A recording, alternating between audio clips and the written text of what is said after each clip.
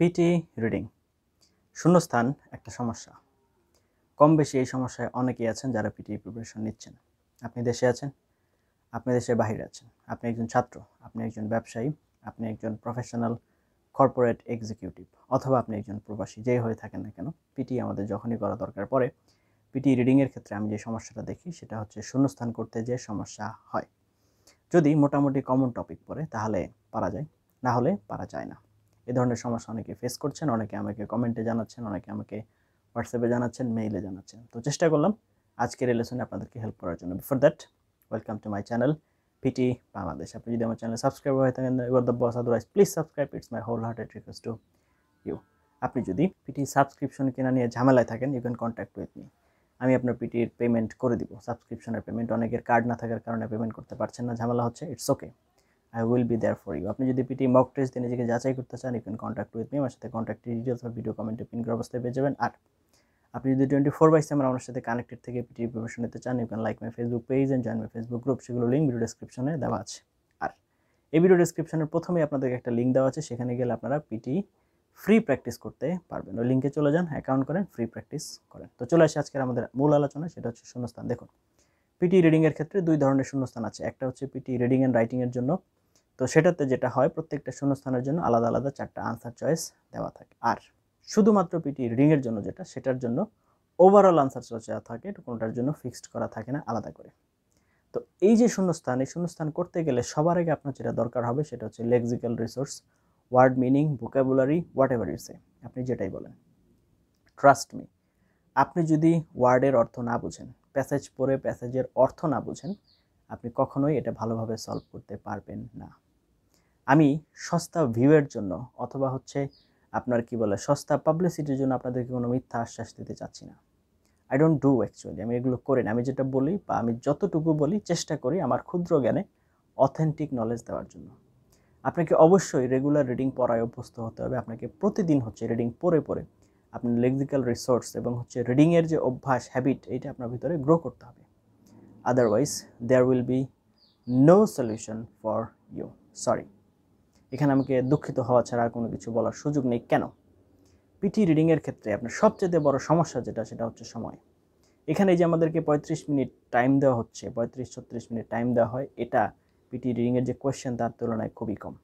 এখানে আপনি যদি শিয়ারলি, আপনি যদি এখানে স্কিলড না হন, আপনি যদি এখানে প্রপারলি এখানে হচ্ছে যদি এক্সিকিউশন না করতে পারেন, সেক্ষেত্রে আপনার এটা কোনোভাবেই আপনি এটা সলভ করতে পারবেন না। তারপরেও কিছু টিপস আছে, যেমন শূন্যস্থানের আগের যে সেন্টেন্স, শূন্যস্থানের পরের সেন্টেন্স, তারপরে হচ্ছে শূন্যস্থানে যে ওয়ার্ডটা বসবে সেটা আপনার প্যাসেজে কোথাও না কোথাও সিনোনিম আকারে দেওয়া আছে। এই যে বিষয়গুলো আছে, এগুলো নিয়ে আমরা আলোচনা করব। চলুন আপনার নিজে কম্পিউটার স্ক্রিনে এবং টোটাল জিনিসগুলো দেখিয়ে নিয়ে আসি। তো চলে আসলাম আমরা কম্পিউটার স্ক্রিনে।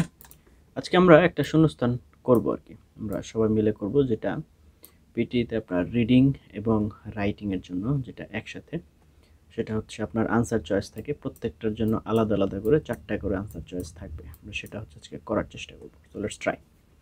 প্রথমত আমাদের যেটা কনসিডারেশন নিতে হবে সেটা হচ্ছে এই যে প্রথম ওয়ার্ডটা আছে, দা থেকে শুরু করে ফসফরাস, এই ওয়ার্ডটা একদম ফার্স্ট ওয়ার্ড থেকে শুরু করে লাস্ট ওয়ার্ড পর্যন্ত এরা প্রত্যেকেই একে অপরের সাথে কানেক্টেড।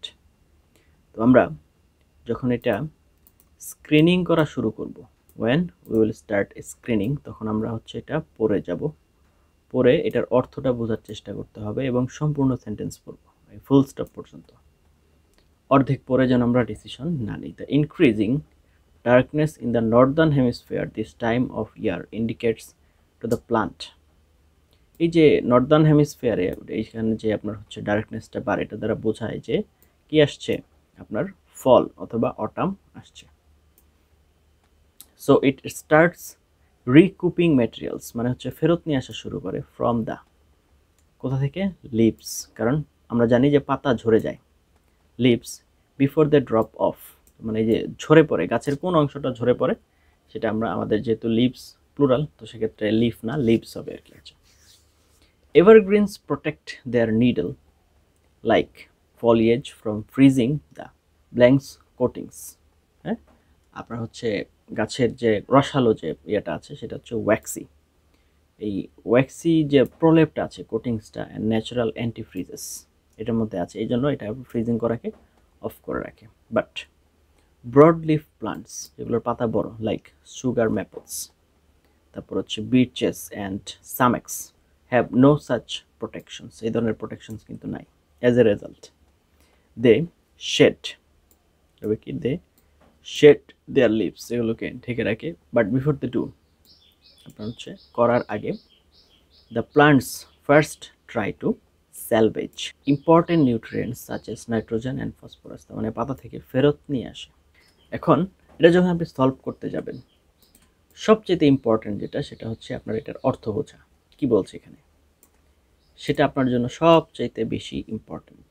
এটার জন্য প্রথম কাজ হচ্ছে আপনার কি করতে হবে, আপনার ভোকাবুলারি ইমপ্রুভ করতে হবে, আপনাকে বেশি বেশি রিডিং পড়তে হবে, শব্দের অর্থ শিখতে হবে।